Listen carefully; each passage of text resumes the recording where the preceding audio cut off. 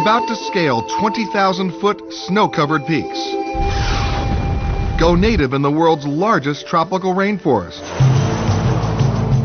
Race over thousands of miles of desert coastline, all in a country relatively few have visited. And this is the man to take you there. He's explored this land from the inside out.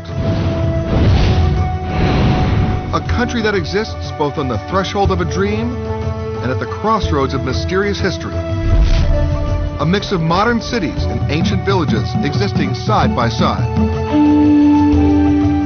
And our guide is a native-born Highland Indian whose own life has been an incredible journey. And he's going to take us on a wild, magical, mystical tour that can only be found here. This man is going to take us by foot, boat, plane, and helicopter to places most people never get to see.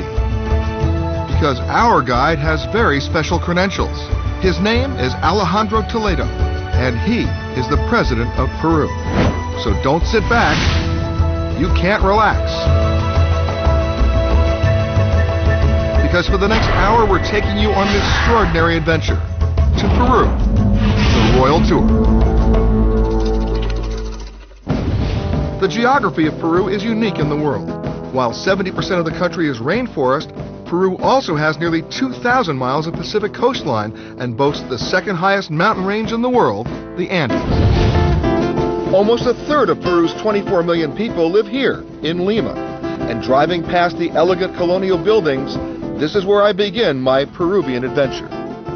I'm Peter Greenberg, Travel Channel's chief correspondent, and President Toledo has asked me to meet him at the palace.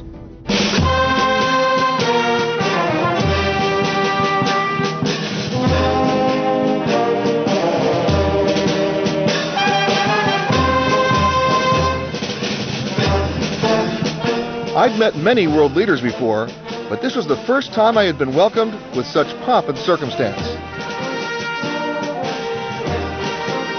This was indeed the red carpet treatment. Quite the way to be introduced.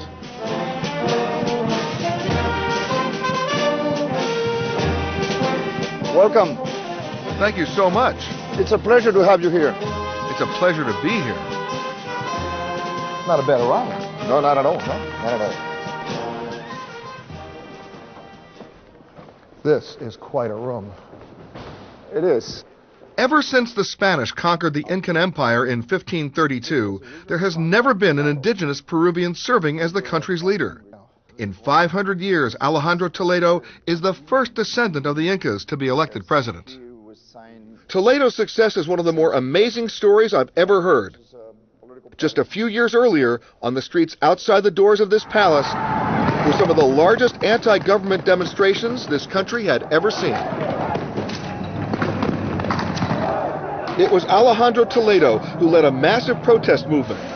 Defying death threats, tanks, and tear gas, Toledo helped force corrupt leader Alberto Fujimori into exile. He then ran for and won his first elective office, the presidency.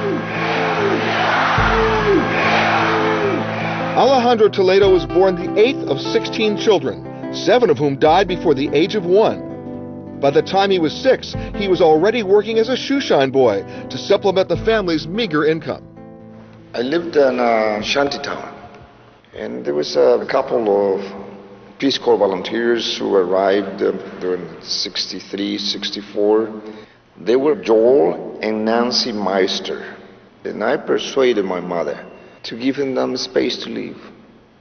And they discovered some aspirations in this crazy kid, and they introduced me to the American education system. I got a scholarship to go to San Francisco, and they helped me, they adopted me. Toledo was so poor that to raise money for college, he played professional soccer and performed as a street musician on San Francisco's Union Square. But he persevered and earned a PhD from Stanford, where he met his wife Eliane.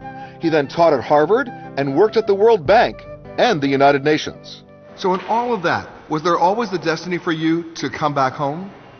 I always wanted to come back and to give the rest of my life to my country.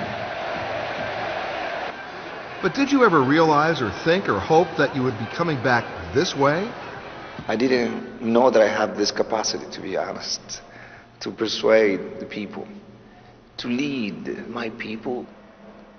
I'm a lucky man to have been placed at a moment in history to lead my country to freedom and democracy. Now, as president, Toledo has encouraged travelers worldwide to visit Peru. Mr. President, when friends of mine have come to Peru before, they always return saying they had such an emotional reaction to their experience here. This is a very mystical country. This is a country with enormous cultural diversity. This is a country that has deep roots in the Inca Empire. If you want to touch yourself as a human being, come to Peru. Our trip is going to be an ambitious one, crisscrossing the country on the fast track, and the president wants to keep most of it a surprise. So what's first up? I'm not going to tell you, but don't forget to bring your bathing suit and have a sense of adventure. We're beginning our adventure with a flight on the presidential jet, a specially equipped Boeing 737. Peter, our first stop is about 400 miles north of Lima, a place called Trujillo. It's a small coastal city that's quite fascinating. Mr. President, why is it so barren down there? I thought Peru would be all Andes and Amazon. Our entire coastline is desert. It's because the Andes Mountains block all the rainstorms that originate in the Amazon to the east. Look over here. Below us are the ancient ruins of Chan Chan. It was the largest adobe city in the world, Peter. Wow, it looks like it goes on for miles. It does. The Chimú culture that built the city existed at the same time as the Incas. This city is over 1,000 years old. It once housed over 50,000 people. But for us today, the real excitement happens on the water. Mr. President, it's beautiful down there. Peter, this is Huanchaco, a traditional fishing village near Trujillo. Those are some strange-looking boats. They're coming in from a day of fishing. Wow, take a look at that surf. You're about to get a much closer look at it. What do you mean by that? You will see. Okay, go do it. It was a mob scene on the beach. Word traveled fast that the president was making an unexpected visit, and it seemed that everybody wanted to say hello. This is historically a place where people for many, many years from the Mochica culture used to fish. They go out early in the morning. It's called caballitos de totora. It's made by hand. They do it in one day. In one day. In one day, and then they go in. Check this out, Mr. President. They're coming in. They're surfing the waves. Look at now, he's surfing. He's showing off. Look at this. Whoa! All right. Wow. Okay, yeah. Pepe! Oh! Very cool. Wow. Dinner. Pescaditos. Pescadito. Seafood doesn't get much fresher than this. We quickly filleted the fish and added a little lemon. And we had ceviche, a traditional Peruvian dish. It had been quite a day. The president told me I'd be meeting a lot of people like the fishermen of Huanchaco, and I couldn't wait to see what was coming next.